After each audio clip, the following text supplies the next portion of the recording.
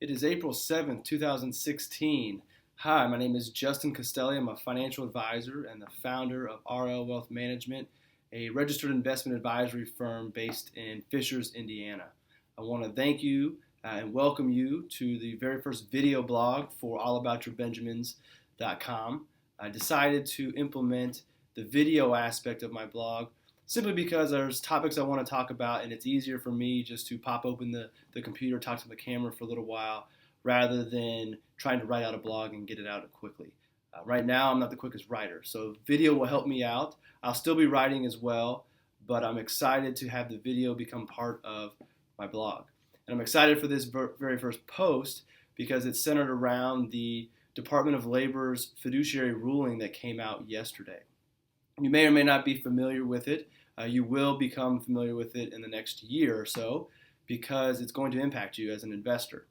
I think it's a good move, a step in the right direction, but I also think it left a little bit on the table. So what I want to do today is kind of walk you through at a high level what this ruling means, what the current situation is like, and what the changes will be going forward. So hopefully you'll take away from this video, a better understanding of what was announced yesterday, what to expect from your advisor, and some changes that may be coming down the road. I've also included some links down below to some very good articles that give more detail. So again, this is going to be high level, but if you want more detail, there are going to be some links below for you to read that will provide some more information and take it a little bit deeper into the ruling. So what is the fiduciary standard? Why do I think this is a good deal for investors and a good step for the overall investment experience? Well, currently, or I guess before yesterday's ruling and before it takes place in January, there really were two standards of care that advisors were held to. There's the suitability standard, and there's also the fiduciary standard. The suitability standard is the more common. If your financial advisor is with a broker-dealer, if it is with a wirehouse, if he or she is with an insurance company, they're most likely held to the suitability standard. If your financial advisor is a certified financial planner, a CFP, or if they work for a registered investment advisory firm and they're an investment advisor, then they are already held to the fiduciary standard. So suitability versus fiduciary. Suitability just says that the advisor is required to provide suitable investment recommendations for their clients. And suitable, I feel, is a very loose, liberal term. Suitable just means it's okay for the client. You can justify that this investment, this product met a need, but it doesn't necessarily mean that the investment is the best thing for the client. It could be more expensive. The advisor could be incentivized by a higher compensation or a trip from the company that they're selling. So there are some conflicts of interest that arise under the suitability standard, and the fiduciary movement is trying to eliminate those conflicts of interest. It's trying to make sure that investors are taken care of, that advisors are aligned with their clients and doing the best thing. So as I kind of hinted at, the fiduciary standard requires the advisor to put their client's interests first. Novel idea, I know. You would think that entering into a trusting relationship like an advisor-client relationship, it would be assumed that the advisor would do what's best for the client, but that's not always the case, as we know. I'm sure we all know of somebody who's been taken advantage of, been sold a bad investment product, so we know that these bad things can happen, and the fiduciary ruling is trying to prevent that. Is it perfect? No. The fiduciary ruling actually changed quite a bit from when it was first brought up to what ended up happening with the ruling. And the reason for that, I believe, so this is my 2 cents, is that a lot of money from the broker-dealers, the insurance companies, a lot of lobbying went on, helped change the end result and actually watered it down so that's not as strict as it would have been. My experience has told me that if it's good for the big companies, if it's good for the insurance companies, the banks, the broker-dealers, then it may not be the best thing for the investor, which is kind of interesting given that this is supposed to be around fiduciary responsibility. One of the ways I think you can see this is by the stock prices of those companies yesterday. A lot of the insurers, a lot of the broker-dealers were actually up. Their performance was up yesterday. They made money yesterday in the market on a day that this potentially devastating, industry-changing ruling came out. Now, I will say that the stock market was up yesterday, but one would anticipate that if a ruling came out that would drastically impact the way that these companies do business, their stock prices would have fallen, but instead they went up. So that just shows you that I think that the bill or the rule was not as tough as it was originally going to be, and it's not going to do everything that we had hoped it would have done. But it's not a bad step. It's a movement in the right direction. And the positive, I always try to find the silver lining. The positive is that there's a dialogue open now that clients should be having with their advisors.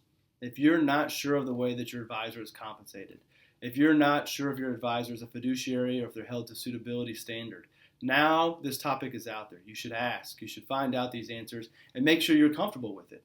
Not every advisor under the suitability standard is a bad advisor. Likewise, not every advisor under the fiduciary standard is a good advisor either. You're going to have good people and bad people in both methods, but I think making sure that advisors are held to a fiduciary standard is a move in the right direction. Now, one thing that is kind of interesting is that this fiduciary standard, this higher level of care, is only going to apply to advisors advising their clients on their retirement accounts. So this is IRAs and 401ks that are going to fall under this ruling. So if you have investments that are not retirement account, technically your advisor is held to a different level of care. They're held to the suitability standard for those accounts, and your retirement accounts fall under the fiduciary.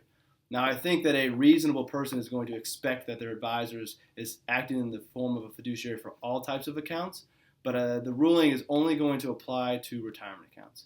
So it's going to impact 401k rollovers, IRA investments, and those types of accounts. So what should you expect going forward? As I mentioned, the ruling does not take official effect until 2018. So you may see a lot of product being pushed in the retirement space over the next year. That would be a red flag to me if an advisor is telling me I need to get into something before the window closes. I'm going to question why all of a sudden it's so important. But I think you're going to see that. After the fact, you're going to see more transparency. Fees are going to have to be disclosed. Fees are going to most likely go down. The expensive investments that were once being used are no longer going to be able to be used under the fiduciary standard, or they're going to change drastically. So you'll see most likely lower fees, more transparency. You're going to see advisors doing the right things for their clients if they weren't already doing that. So at the end of the day, I think that the bill could have been stronger, the ruling could have been stronger, but it's a move in the right direction. I think that the fiduciary standard makes sense. Now the total definition of fiduciary and what it means, I think that the rule misses it a little bit, but it's better than nothing.